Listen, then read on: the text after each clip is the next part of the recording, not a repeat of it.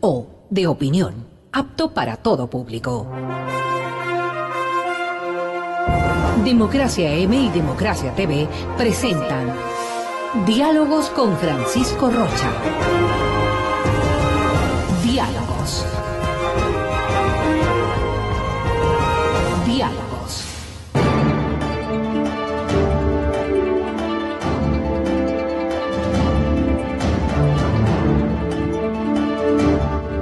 Buenas tardes, amigos, estamos encontrándonos y les habíamos informado que la doctora Mónica Mancero y el doctor Milton Luna vendrían a conversar este día y con un tema en medio de todo lo político, pero esto también tiene que ver con lo político y con lo que se puede hacer con la educación. Ellos forman parte de Universidad y Sociedad, un grupo de académicos que van a aportar con seguridad lo que se puede y se debe hacer en la academia y cómo la academia se puede integrar a la sociedad.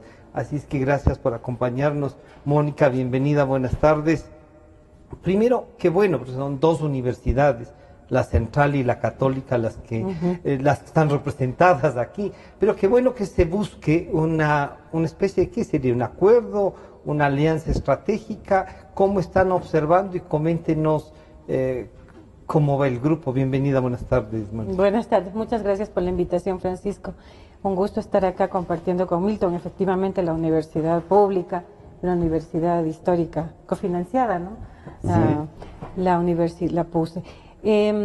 Bueno, este grupo realmente surgió hace varios años, al calor de la situación universitaria que ha sido bastante compleja dentro del periodo correísta, ¿no? Y bueno, era un grupo de académicos, realmente no representamos a las universidades como tal. Pero somos de las universidades. Somos de las universidades, somos académicos, digamos, de distintas universidades del país, también que están en distintas regiones. Al menos el documento que hemos sacado está firmado por grupos, al menos de la universidad, de las universidades de Quito, Guayaquil y Cuenca, que se han venido reuniendo más o menos sistemáticamente en la dinámica que permite la academia. Porque hay que saber que una de las cosas que el correísmo hizo fue ponernos en una dinámica burocrática de llenar formularios de las matrices, que es una cosa terrible. Entonces, bueno, en medio de esta dinámica, digamos, y enfrentando quizá in situ, digamos, cotidianamente lo que significó la reforma correísta en educación superior, fue que nos organizamos medianamente, digamos, para poder presentar algunas propuestas, debatir la dinámica que se venía y tratar de ver cuáles pueden ser salidas eventuales como académicos para una reforma universitaria, ¿no? Esa ha sido la dinámica básicamente del grupo. Milton, bienvenido, buenas tardes. Bueno, esta dinámica que Mónica nos la describe es consecuencia solo de los 10 años de correísmo y la propuesta que hizo Correa para llegar a lo que hemos llegado. Es como que era una respuesta y la gente aceptaba que había la necesidad de hacer una reforma. No ha sido esta, y esta realmente llenó de un montón de taras a la academia. ¿Cómo están mirando entonces ustedes esto? Yo creo que fue muy importante esta respuesta porque además se realizó en una escalada muy fuerte de autoritarismo en el país, y donde diversos actores, incluso las propias universidades, o dentro de las universidades, había gente que aupaba eso. Cundió el miedo y también, obviamente, hubo los apoyos respectivos, en fin. Y adicionalmente también sufrió la universidad, sufre todavía la Universidad de la Sociedad Ecuatoriana, estas repercusiones, ¿no?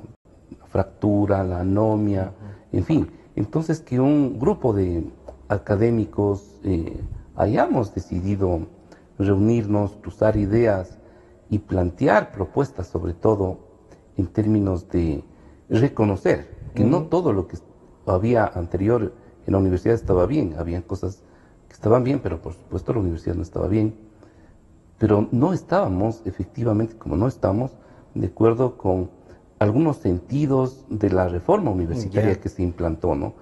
Y, por supuesto, levantando algunas propuestas para que en este momento, cuando se construyó el grupo, por ejemplo, una de las respuestas fue todo el tema de la evaluación y acreditación, que fue no muy bien recibido en el ambiente universitario, plantear otros enfoques y otras soluciones. No es que, para poner un caso, no es que se rechaza la evaluación, se rechaza el concepto de la evaluación con el que se fue aplicado. Que además, como tú sabes, toda esta orientación no solo fue para el tema de las universidades, sino efectivamente fue para todo el sistema educativo en su conjunto, ¿no? Porque el mismo esquema, de alguna manera... Y este ha trazado una línea no solo de comportamiento, diría, sino que además casi una línea única de la excelencia y no respuesta al resto de la sociedad. Claro, una de las constataciones que tanto en las universidades como en la lucha que hemos tenido por todo el tema de la educación en el país, uno es constatar que lamentablemente en el Ecuador no logramos cuadrar, concertar un concepto de calidad educativa. Entonces lo que vino y es ya todo este tipo de clichés y conceptos sobre la base del tema de la excelencia, las acreditaciones, y en fin, es decir, todo lo que significaba un modelo de educación y de universidad muy ligado al modelo económico y de mercado vigente en el mundo capitalista.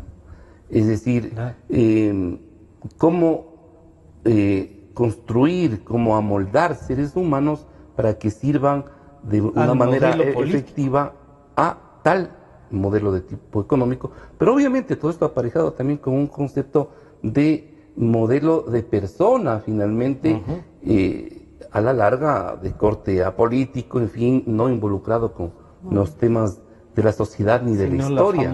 Los famosos técnicos que parecen arcángeles, que no tienen idea sino de la técnica. Y digamos, en este caso, arcángeles sin ideas, finalmente. ¿No? Es decir, formados para ajustar tornillos o generar...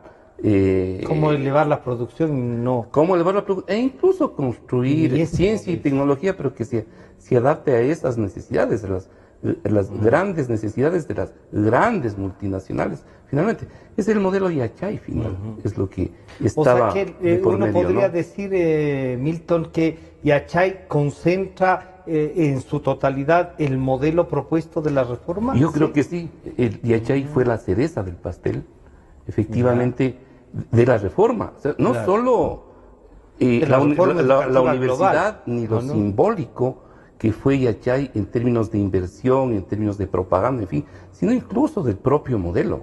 Es decir, no solo del modelo de reforma universitaria, sino del modelo en general, porque todo el modelo de formación desde de educación inicial tenía ahí como su mira, su objetivo, su luz, ¿no? Ahí, en este famoso Yachay, que como todos vemos, ha tenido un rotundo fracaso. Y un gasto, realmente que eso pudo haber ayudado a levantar a la despilfarro, novelería, total. Visión colonialista finalmente de todo lo que debería ser una reforma universitaria y una reforma educativa en general. Mónica, uno podría decir que esta reforma la plantearon como una reforma de izquierda y que respondía a los movimientos sociales esencialmente, porque debía ser más democrática la universidad y resultó más elitista, porque el que no tiene más de 900 puntos primero no puede entrar. Sí, y con los que tienen menos de 900, ¿qué hacemos? ¿Cómo están reflexionando esta parte con una realidad educativa, Mónica, que no es lo mismo venir de Salcedo que del Colegio Nacional Salcedo, que es un buen colegio, pero a competir, qué sé yo, para no poner con los privados, con el Colegio Montúfar, no es lo mismo. Así es. Bueno, creo que esto se sustentó en este concepto de la meritocracia, ¿no? Que eso lo aplicó tanto supuestamente en la administración pública cuanto también en la educación, y particularmente en la educación superior a través del examen de ingreso, ¿no? Entonces, como tú dices bien, no tenemos condiciones igualitarias, equitativas en una sociedad tan heterogénea y tan desigual como la nuestra. Quienes van a tener estos méritos para ingresar, evidentemente, son aquellos estratos y sectores que tienen acceso tanto a, ¿qué diríamos?, un capital cultural, un capital social básico de arrancada, que es lo que finalmente vemos quienes más han ingresado, ¿no? Sin embargo, se llenó de una retórica realmente de reforma democrática, ¿no? Pero terminó quitando autonomía a la universidad y terminó afectando a grandes grupos sociales. Por más de que ellos hacían ahí algunas estadísticas para mirar que el quintil más bajo supuestamente accedía, pero en la práctica veíamos que también las estadísticas fueron muy manipuladas. Claro. Es más, ni siquiera se contaban con estadísticas. No teníamos estadísticas, inclusive los académicos, para poder investigar sobre esto. Nos Hasta tocaba para poder levantar, armar la clase. digamos, Porque para conocer la realidad de claro, la educación superior y poder orientar la política pública. Lo hicieron desde supuestos, o quizá tenían algunas estadísticas que no fueron publicadas. Anteriormente había un sistema de estadística sobre el número de ingresos, sobre, digamos, los estudiantes en general, la realidad universitaria, un sistema de estadística que eso no se transparentó. Y de este modo, por ejemplo, en este grupo, una de las tareas que me parece que fueron importantes y que han sido importantes y continúan varios proyectos de investigación, que tocó levantar a la propia academia para ir investigando los distintos procesos de educación superior, como por ejemplo el propio sistema de ingreso, esta cuestión. Hay unas tesis muy buenas que debaten el concepto de meritocracia aplicado en el correísmo, ¿no? ¿Qué realmente implicó esto que aparentemente fue una metáfora, digamos, de mayor democratización y de un acceso a través de méritos? En la práctica significó una elitización de la educación superior y un discurso terriblemente discriminante, e inclusive sin reconocer nuestra diversidad cultural, porque digamos, con nuestros pueblos y nacionalidades, con nuestras minorías, con inclusive el pueblo afro y todo esto.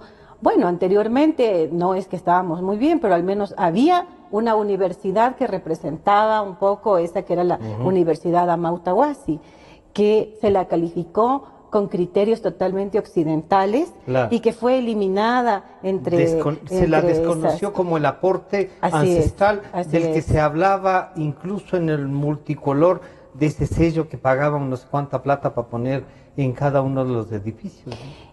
Esto es una contradicción total en el correísmo, porque mientras en la Constitución entra el tema de la interculturalidad y la plurinacionalidad, en la práctica hubo esta discriminación en donde esta universidad fue totalmente discriminada y borrada del mapa prácticamente, pero así con saña, porque habían programas que estaban ahí desarrollándose y que, por ejemplo, la Universidad Central tuvo que hacer un convenio para algunos maestrantes que estaban ahí para poder dar término a su programa, ¿no? Entonces fue una afectación grave para personas concretas, pero también simbólicamente por lo que eso representaba, ¿no? Entonces, yo creo que también en relación con lo que ha planteado Milton, digamos, este modelo que responde a unas tendencias que son globales, ¿no? Unas tendencias de profundizar el mercado, una mercantilización de la educación en función de ese gran capital y todo esto que lo que significó Yachay. Sin embargo, yo creo que también hay que decir que aún esto fue mal llevado, porque la gente que estuvo a cargo ni siquiera esta visión pudieron concretarla en efecto. No la conocía. Porque, por ejemplo, el fracaso de Yachay, por ejemplo, digamos, yo creo que es una estrechez de miras muy fuerte. Fue gente que no conocía de gestión universitaria. Ni la realidad nacional. Ni la realidad universitaria, pero tampoco la realidad universitaria, que tiene una dinámica propia, que hay que conocer la historia de la Universidad Ecuatoriana, hay que conocer a los grandes pensadores de la Universidad Ecuatoriana, desde Hernán Malo, que planteaba la universidad como la sede de la razón, como la sede del debate, ¿no? Y que era preciso ahí... y que le dio una transformación a la católica en ese punto de vista, ¿no? Por supuesto, le ¿no? llevó a tener una visión de futuro, como tiene que ser. Sí. Y bueno, una de las universidades más antiguas, precisamente la Politécnica, por ejemplo, una de las politécnicas más antiguas de América Latina, pues ahora totalmente, digamos, se le quitó reconocimiento y todos esos recursos para Yachay que fueron un dispendio total. Entonces, finalmente estos cuadros que manejaron la educación superior no tenían las competencias, no tenían la experiencia, fue muy improvisado, aún bajo este supuesto modelo, pero un modelo que no, ni siquiera se lo concretó y terminó siendo nefasto en el balance general de la educación superior de nuestro país. Milton, entonces tenemos una realidad. 10 años que lo que han hecho es deteriorar a la universidad. Y ya podemos decirlo así, han deteriorado porque los resultados están ahí. Nos hablan de las becas, de cuántos ecuatorianos han salido, de las que ahora podemos ir a cualquier universidad del mundo que querramos. Y yo me preguntaba, ¿y cuándo no hemos podido ir? Lo que pasa es que no hemos tenido plata para que vaya, ni quien nos financie para ir. Entonces, claro, pero hay una cantidad de cosas que se repiten. De lo que está en esta ley, ¿qué es lo que debemos hacer? Reformarla, replantearla, pero que vaya unida la educación primaria, secundaria, con la universidad, porque también tener dos visiones me parece que es un error. Por favor, antes de este segundo punto que estás planteando, quisiera también reforzar lo que señala Mónica, en el sentido que, por supuesto, hay el gran paradigma, el gran concepto, pero que ni siquiera, yo creo que ni lo comprendieron, ni lo entendieron, menos aún lo aplicaron, porque finalmente... ¿Pero qué será? ¿Que leyeron en alguna parte algo? Es probable. Yo creo que hubo mucha novelería también, ¿no? Trajeron 40.000 consultores, cada cual con sus propias ideas. Fue un gobierno de novelería, fue un gobierno de improvisación, pero adicionalmente yo creo que de relumbrón también, es decir, de mucha pantalla. Se dijo estado de propaganda, pero también de impresión, ¿no? Creo que nos hemos acordado siempre del lanzamiento del Pegaso, ¿no? Sí, claro. Y cada cual que estuvimos en nuestras casas creíamos, porque se creó una situación que casi éramos los Estados Unidos y la NASA, ¿no? Y las chompas igualitas. Claro, en el 911, éramos el jaguar, pues. En el 911, perdón, interrupción, Milton, que es para la asistencia de algún problema, el presidente estuvo acompañado de su scout diciéndole, además que ahí se fueron los nombres de los 25 scouts en un CD. Yo dije, capaz que es eso lo que le hizo caer. Claro, sí, pero esa el fue, día siguiente se cayó. El Ecuador entró a la era espacial, nos dijeron. A la era espacial, así exactamente. Y se vendió una ilusión, es decir, fue un trabajo muy grave de transformación, no sé si cultural, pero al menos en los sentimientos, de vendernos el paso al capitalismo y a la modernidad, ¿no?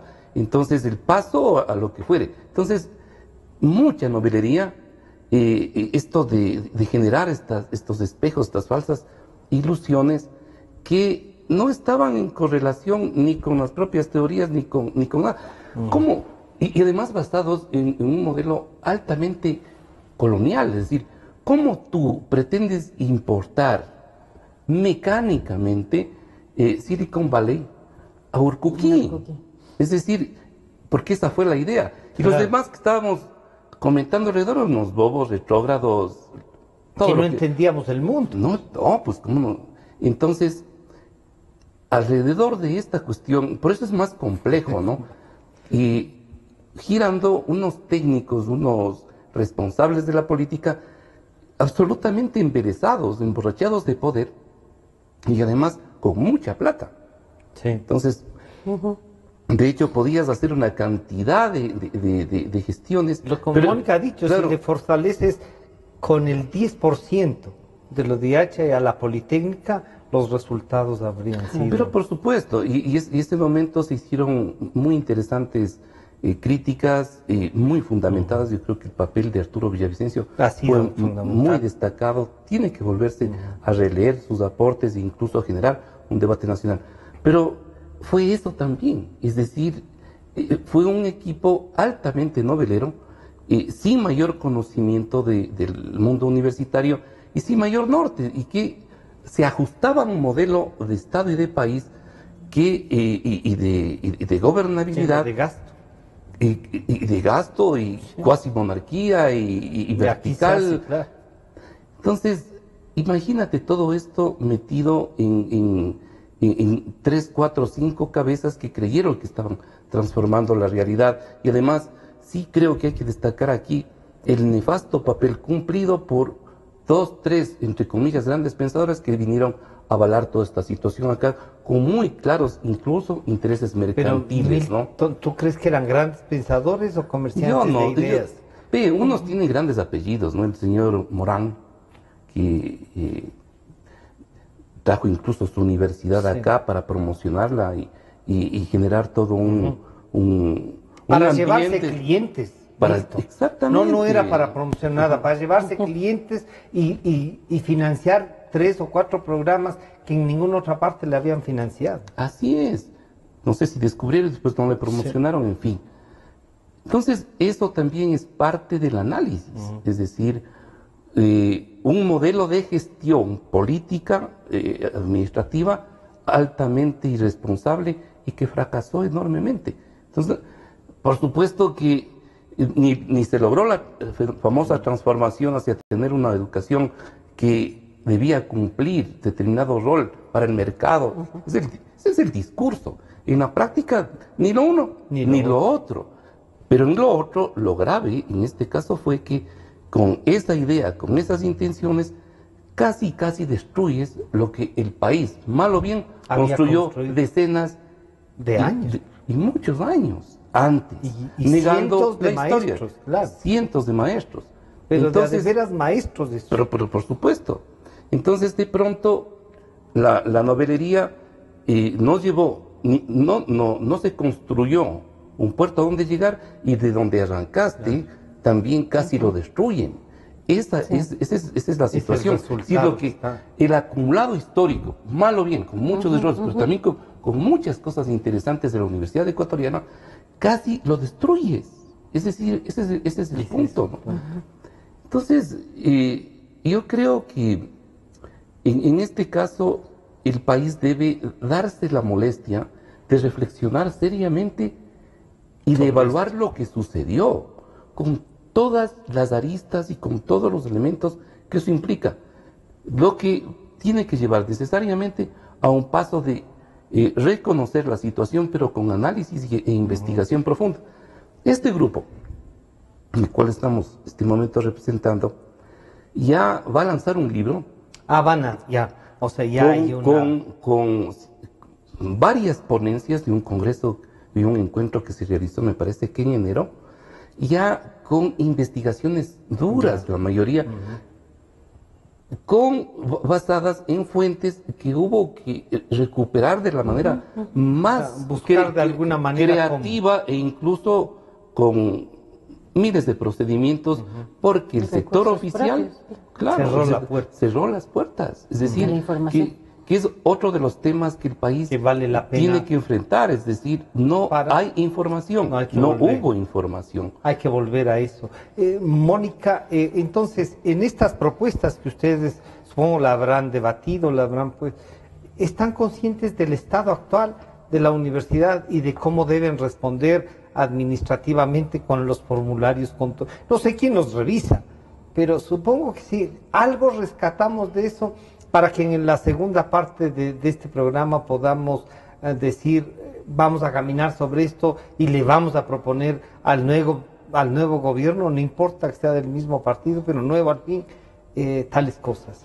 Sí, en efecto, tuvo lugar toda esta recuperación, digamos, del pensamiento universitario, académico, y se han hecho varios proyectos precisamente para saber las condiciones en los distintos ámbitos, en distintas universidades. La Universidad Ecuatoriana no es homogénea, es muy distinta a una universidad pública de una privada, una universidad de la capital, universidades de provincias. Son realidades distintas, son realidades diferentes a las cuales hay que aplicar políticas también diferenciadas y hay que ver los impactos que esas políticas fueron causando, ¿no? En fin, pueden haber procesos que pueden ser generales, pero hay que reconocer también esta heterogeneidad. Entonces, de estas investigaciones que se han hecho, se han desprendido algunas cuestiones que están en la propuesta. Una de ellas, y quizá con la que empezamos en este documento, es reconocer el tema de la autonomía. Cómo fue la autonomía universitaria golpeada, porque realmente ha sido una conquista en América Latina desde la Reforma de Córdoba, la autonomía universitaria, y era un principio fundamental que, digamos, se inventaron esta categoría de autonomía responsable y a título de autonomía responsable hubo una injerencia muy fuerte Pero sobre más que las autonomía universidades. responsable era autonomía regular. Era una autonomía autoritaria, digamos, Ya, donde estaba o un sea, autoritarismo sí, por yo detrás tengo la y era autonomía. una autonomía Bien. media y ni siquiera medias, porque lo que pasa es que inclusive hubo chantaje con recursos, hay que saberlo, muchas universidades se sintieron en la práctica chantajeadas porque si no Y entraban en la tenían que entrar dinámica, en esa dinámica. pues los recursos se eliminaron. ya vemos lo que ocurrió con la Universidad Andina, creo Claro. que es la mejor prueba de que no estamos diciendo cosas que no corresponden. Pero La además Andina la tuvo- central tuvo recortes y no Hubo solo recortes recortes. económicos, porque el presupuesto uno ve y dice, oigan, aquí pasó algo. Digamos, no crecieron. Y frente... una institución que no crece en presupuesto se estancó nomás. Claro, frente a la gran demanda de estudiantes, que eso sí era previsible que iba a seguir subiendo, ¿no? De estudiantes para ingresar a la universidad. Sin embargo, esos recortes y el momento que la crisis, sobre todo, se presentó, entonces afectaron Pero, evidentemente Mónica, un represamiento. Parecería como que 3.000 o 4.000 personas, estudiantes, no pudieron, digamos, disminuyeron en la 500.000. Universidad Central. Ah, en la central, Ajá. sí. En la central, digamos, hubo un proceso de algunas estadísticas que se tienen ahí de baja realmente Claro. del número de estudiantes ingresados. Bueno, yo iba al Perdón, hecho sí. de que la autonomía es una de las cuestiones y por lo tanto la principal forma que nosotros vemos es el tema del gobierno de la educación Ya. superior, del sistema de gobierno. Esto quiere decir de el CES, el CENESID, estos organismos que su conformación, su dinámica. Mientras no cambiemos de eso, que es, digamos, fundamental para poder hacer una reforma y que la reforma pueda ser aplicada, pensamos que va a ser muy difícil todos los otros temas que tienen que ver con becas, con ingreso, Ya. con los distintos aspectos que contempla O sea, la primero educación es superior. democraticemos estos organismos que Es no vayan a necesario cumplir hacerlo, órdenes. al menos. No sé si primero, ¿Y es pero... necesario mantenerlos como organismos? Nosotros, digamos, hemos planteado que puede algunas opciones, inclusive Ya, dentro de este sistema de gobierno. En el documento contempla al menos 2 opciones, considerando que la autonomía tiene que ser Sí. lo fundamental. Lo que hay Eso que significa rescatar. que no se trata, pues, esto que ellos decían ser juez y parte. Claro. Como decía Enrique Ayala en una entrevista, eso de ser juez y parte se puede aplicar al sistema judicial, Claro. pero no pues a la academia, claro. que se supone que es la sede de la razón.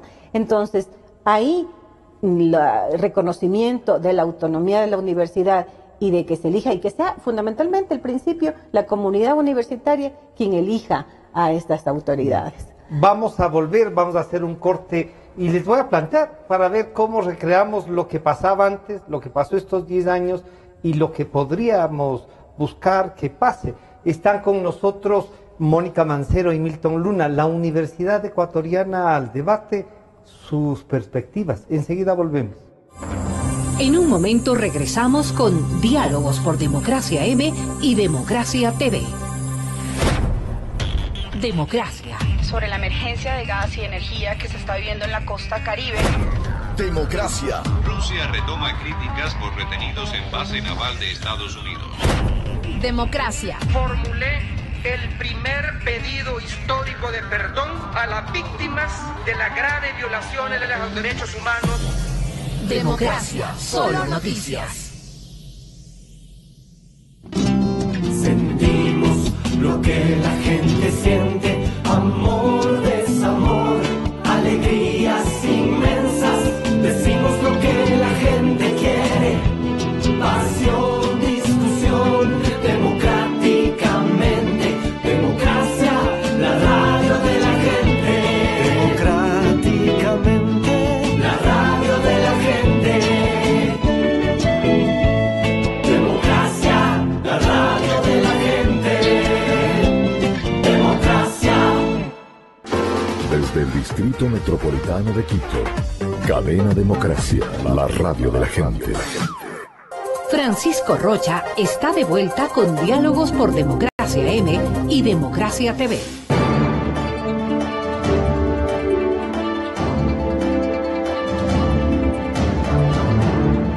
Estamos de regreso y planteando el tema de la universidad, tema apasionante, pero con 2 catedráticos que conocen de la materia. Milton, decíamos que claro, planteado como nos dice Mónica, vamos a ver que la propia universidad designe sus autoridades. Y claro, uno ahí vuelve a pensar esto que le pasó a la universidad y que le permitió después al correísmo intervenir y meter la mano en todo. Politizamos la universidad, término que a mí no me disgusta, pero partidizamos sería entonces lo que sí no es conveniente. ¿Cómo hacer entonces eso? Y esto nos permite, uno, recuperar a nuestros grandes pensadores de la reforma universitaria, y yo creo que plantear con mucha consistencia el debate sobre el rol y el papel de la universidad hoy en la contemporaneidad. Yo creo que eso es clave.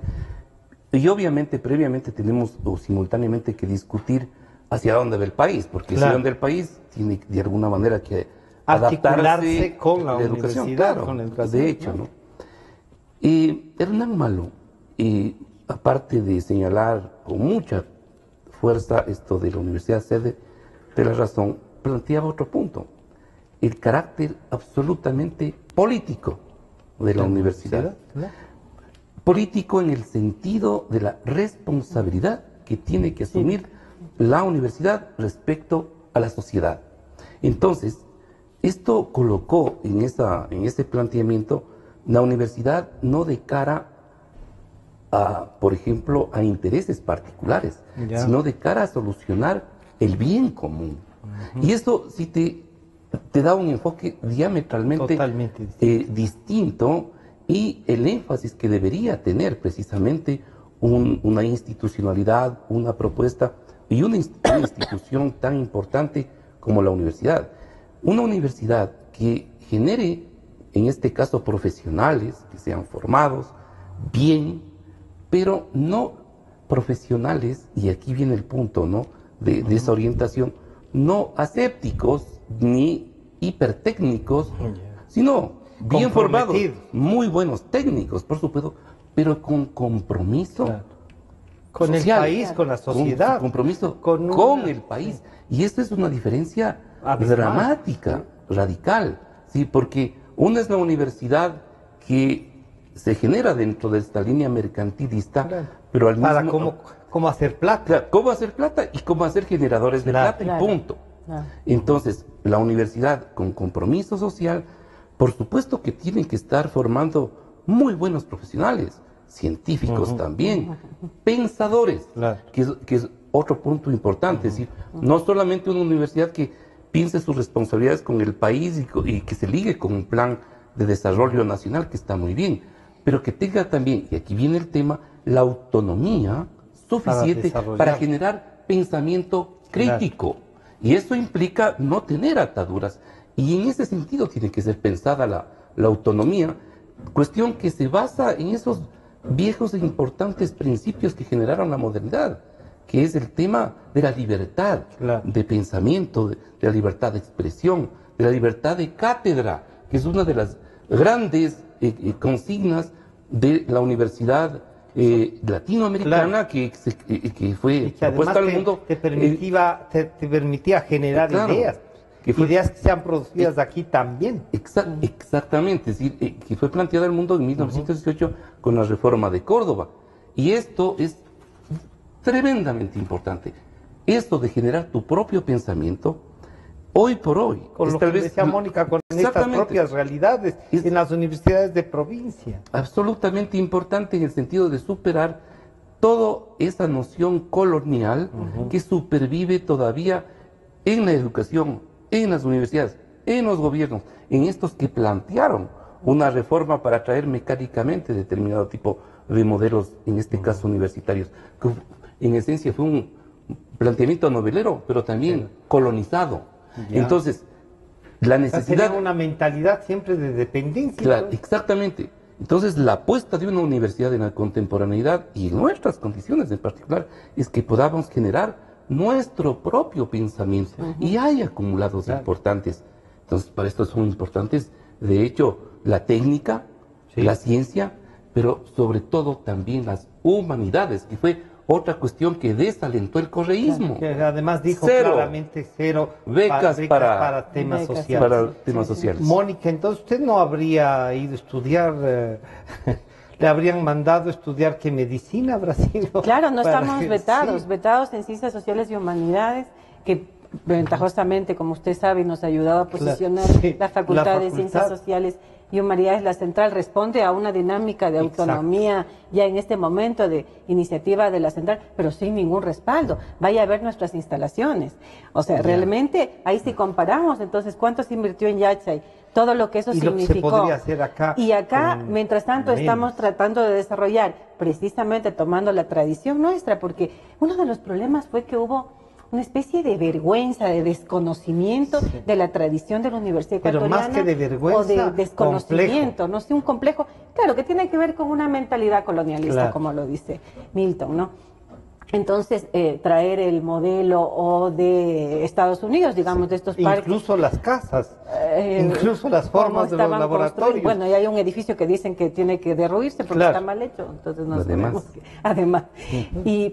O de Corea del Sur, bueno, estos Claro. modelos de otras realidades, como con lo que se quiso construir IH, pero muy mal pensado, inclusive eso, porque ¿cómo pones a estudiantes de pregrado para que recién hagan su propedéutico Su y que investigación. vas a tener resultados de... Era una cosa, pero Les realmente... dañaron a los... 2030. O sea, más tienen que menos. responder Claro. frente a eso. Tienen que responder Sí. quienes ¿Y cómo hacemos? hicieron esto. Porque ahí hay 300 jóvenes que se supone eran de los mejores estudiantes del país. Bueno, ellos a también los son que les hemos perjudicados, jorobado ¿no? la vida. Ellos están perjudicados ahí.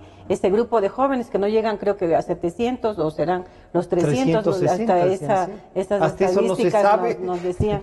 Sí, y entonces creo que eso es una estafa, pues no. Si ellos decían que estaban contra la estafa, crearon nuevas estafas, porque si vamos a ver las 4 universidades emblemáticas, tanto la Universidad de Azogues, por ejemplo, la pedagógica, ¿no? Que se suponía que, bueno, yo sé Y que, por ejemplo, la destruyeron los- pedagógica pedía que el currículum le ayude a hacer la Facultad de Filosofía de la Universidad Desde de Cuenca, Cuenca, que claro, está al a mí me ladito consta y que eso. le puede, ya ve. Entonces, eso Claro. no es una estafa, pero entonces, ¿por qué no se puso recursos en la Universidad de Cuenca para fortalecer y en todas las universidades que tienen su Y dañaron los educación de normales maestro, que eran para los educar normales a los profesores de y las primaria, facultades de que estaban secundaria, formando y docentes? las que ya están. Entonces realmente tienen que rendir cuentas de esto, no es solamente que ya hicieron esta política y ahora se empiezan a dar declaraciones internacionales, ¿no? Como estos que dirigían la educación superior, como si fueran los representantes, digamos, de esa gran transformación ocurrida en el país, ¿no?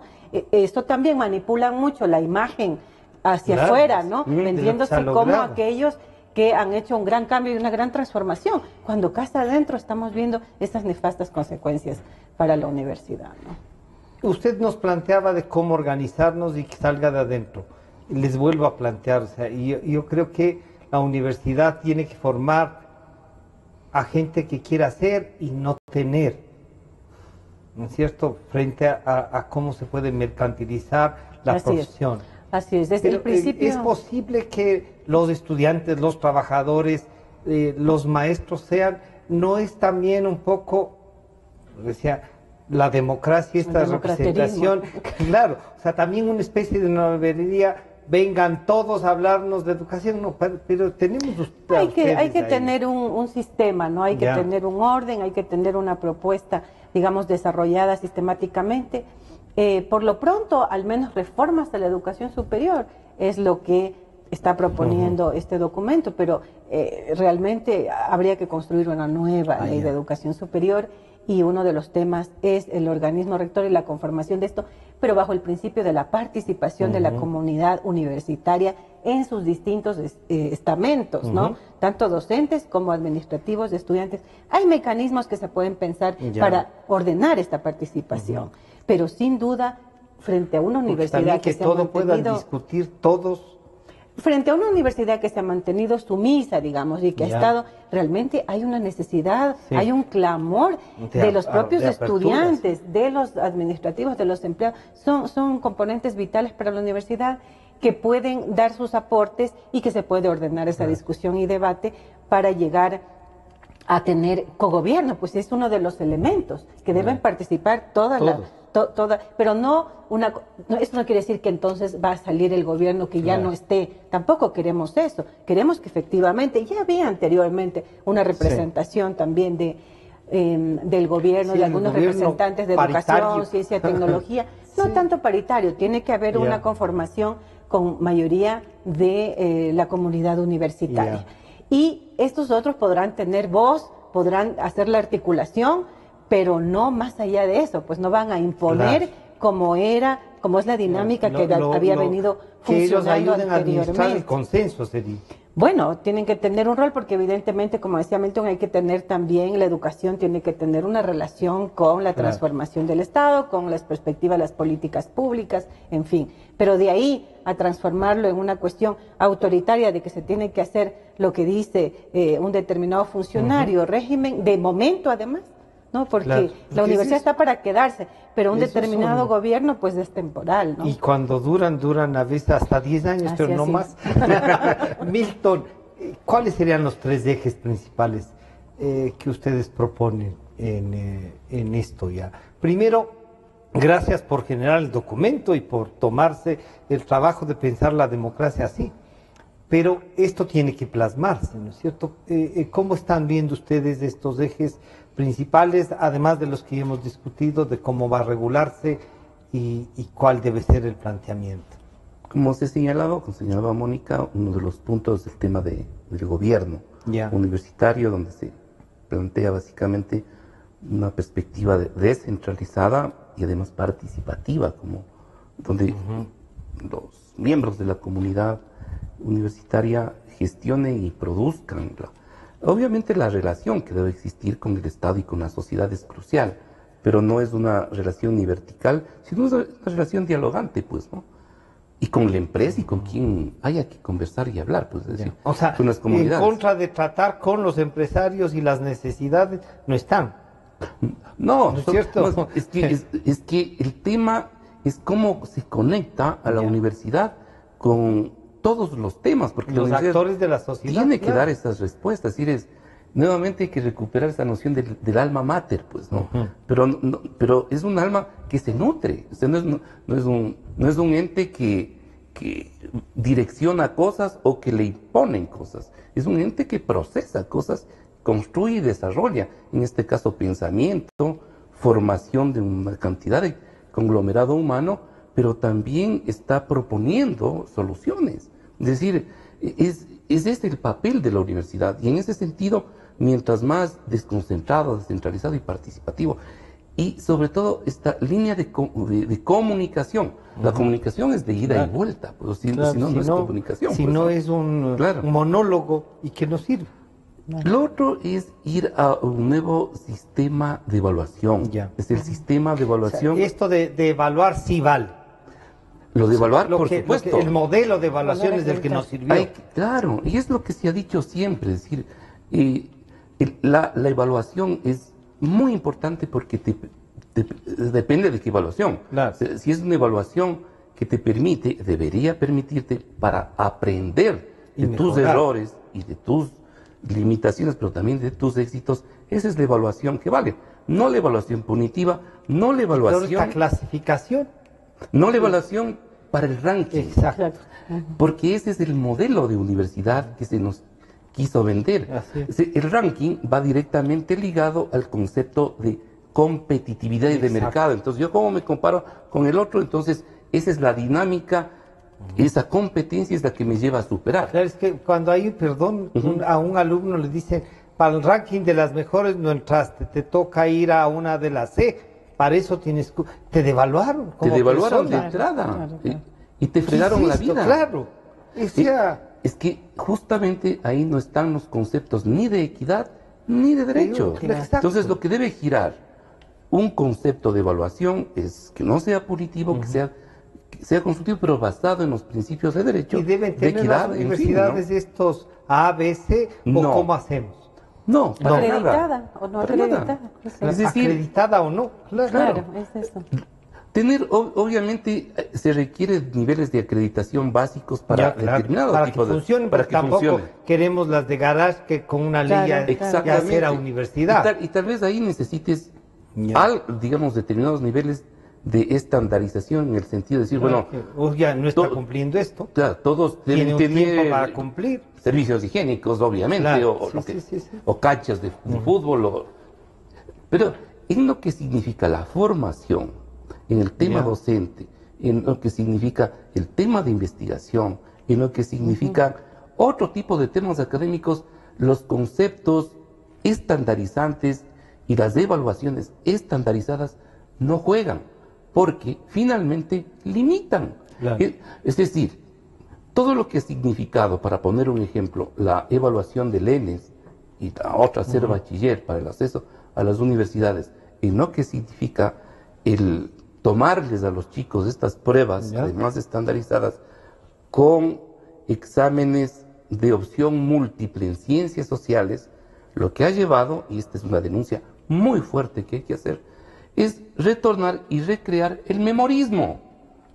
En historia, groseramente tendrás que aprenderte las fechas, las cosas, es decir, no los procesos, la reflexión que te lleva a otro tipo de construcción intelectual.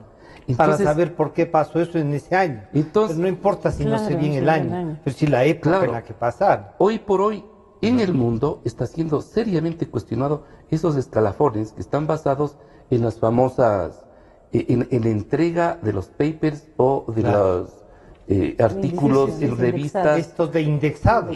Indexados. ¿Indexados a qué? Exactamente. Son empresas de indexación. Son empresas y además donde no hay acceso para, por ejemplo, tal vez para algunas áreas de la ciencia, sí, pero ¿quién le interesa en el mundo algo muy específico, pero súper importante y pertinente en la arqueología ecuatoriana o de cualquier otro tipo o de la propia historia nacional? Seguramente nos interesa a algunos latinoamericanos y a algunos ecuatorianos.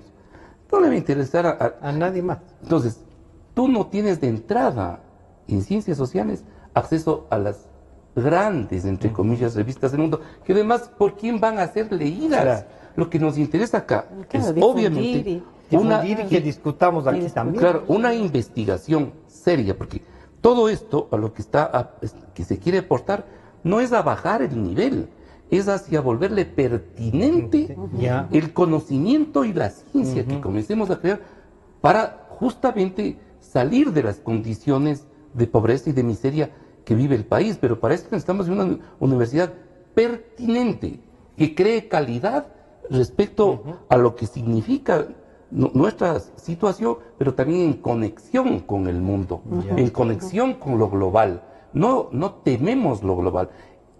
Es más, la discusión es cómo nos integramos a lo global, pero para eso tienes que aprender a reconocer lo que eres, pero por supuesto, y con tus ventajas. Mónica, esto de los PhD, que se volvió, claro, devaluaron el título. Ese resultado al final. Y el PhD, uno dice, sí, es una subespecialidad, ya una cosa casi puntual. Necesitamos eso se debe revisar.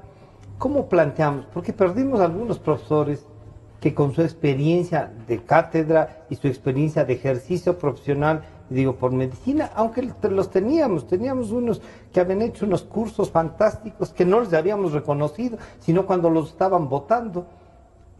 ¿Cómo ve esa parte? Bueno, ahí ha habido de todo, ¿no? En esa política de los PhDs y de traer también todos estos viejos sabios y esto fue una de las novelerías, como dice Milton. Pero bueno, evidentemente en la academia, la formación, los procesos de formación se resumen en un título, eso no se puede desconocer. Sin embargo, los plazos que se pusieron fueron absolutamente irrealizables y eso ya se está dando cuenta ahora, por eso tienen que apuro de reformar la ley, porque hasta el 70% de PhDs no puede tener prácticamente ninguna universidad, quizá alguna de posgrado. Bueno, ese será un proceso paulatino, por eso toma mucho tiempo. Para la cátedra es posible que requiramos doctores, ¿no? Pero no para ser rectores, porque para ser rectores, para ser vicerrectores, para ser decanos, se necesita saber más de gestión.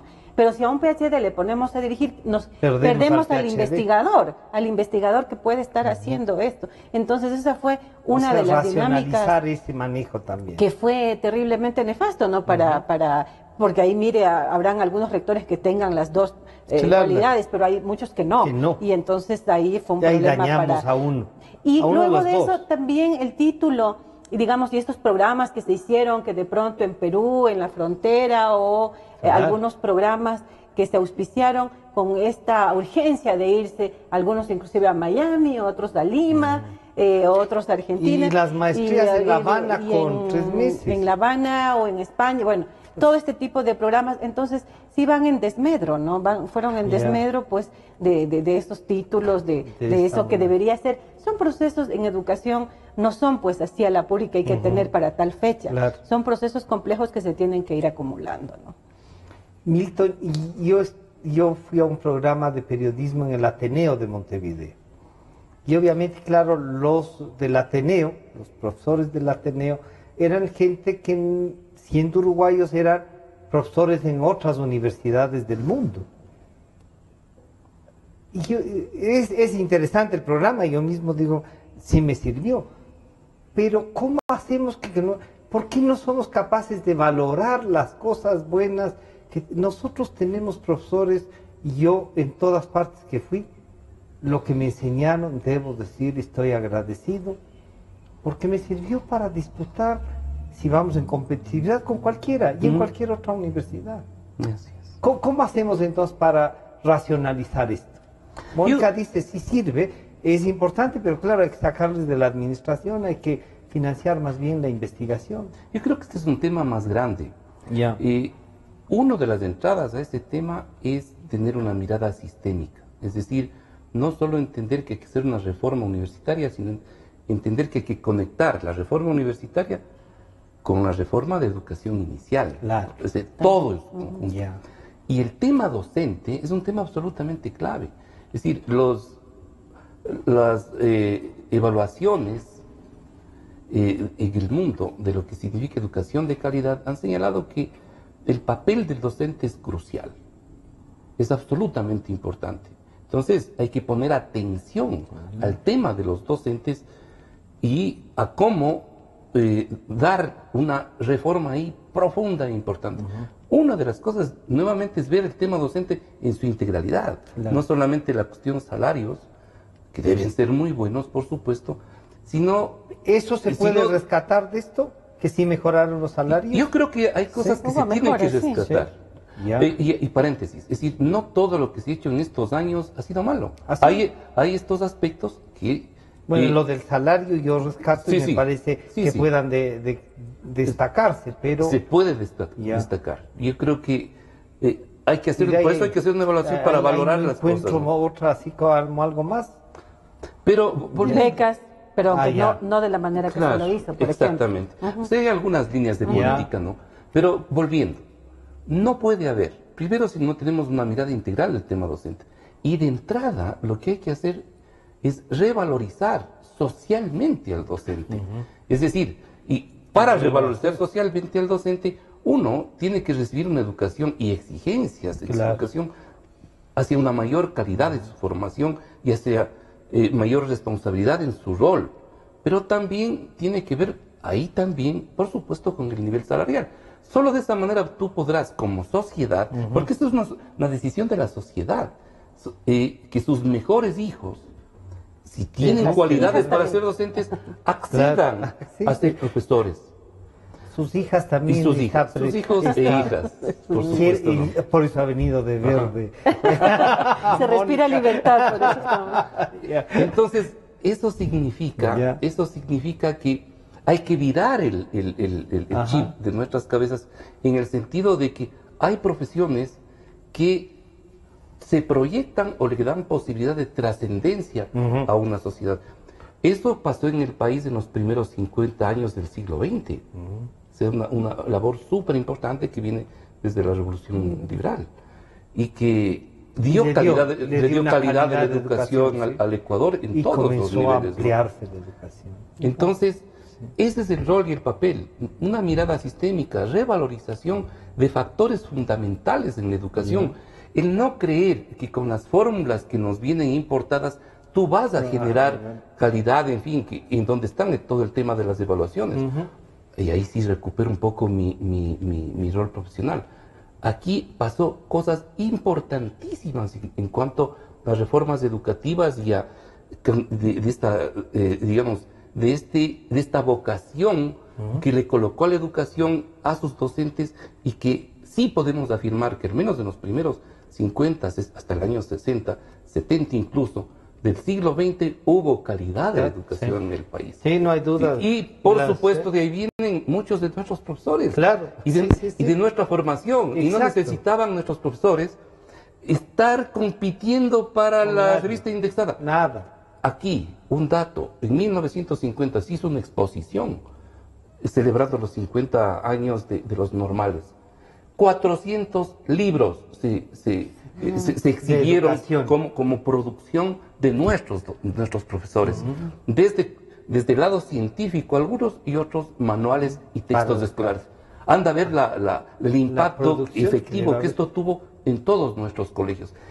En otras palabras, me parece que sí hay posibilidades, hay que recuperar y valorar nuestro trabajo y nuestra historia. Nuestra historia. Parecería que nos borraron todos. Desde el 2007 nos dijeron, no hay legado, no hay historia. No hay historia, desde aquí arrancó la historia. Sí, desde cero. Mónica, con usted terminamos. El último mensaje, entonces, este documento van a proponerlo en septiembre.